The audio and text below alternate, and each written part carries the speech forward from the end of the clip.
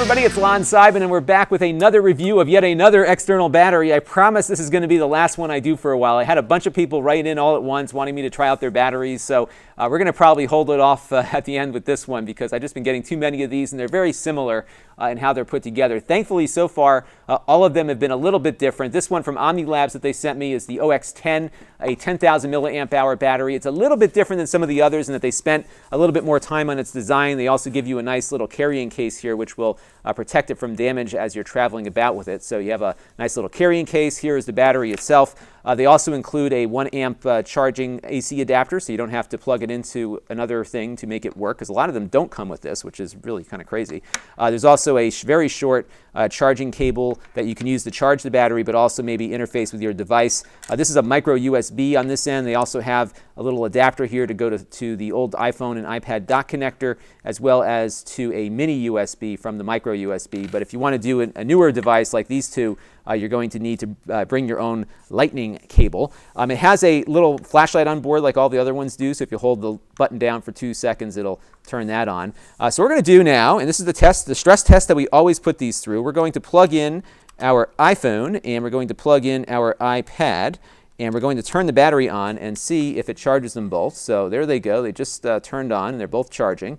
Now let's see how long this goes on for. When I first started testing this, they started charging for a brief period of time, and then they stopped charging. But it looks now that both are holding steady. So initially, the battery kept turning itself off. I wasn't touching it. It was just getting a little overloaded or something, and then that was it. Although now it seems to be more stable. So I am going to say that it's working, and it's charging both devices. And the way you know this works, because the iPad in particular is the most particular about it, if it's not getting a charge or not getting enough electricity from the battery, instead of seeing that little 85% up there, it'll say not charging.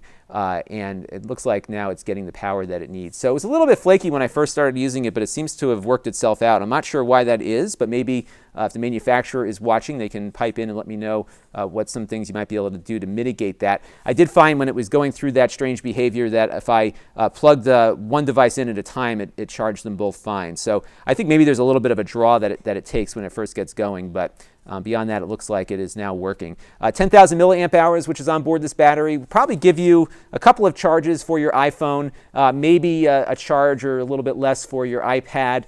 It generally loses a little bit in heat as it's transferring from one device to the other, but these are good to have when you're out and about and you want to have a ability to get your battery recharged on your phone in particular. It's not too heavy, and like I said, I like the carrying case, which is a pretty nice touch.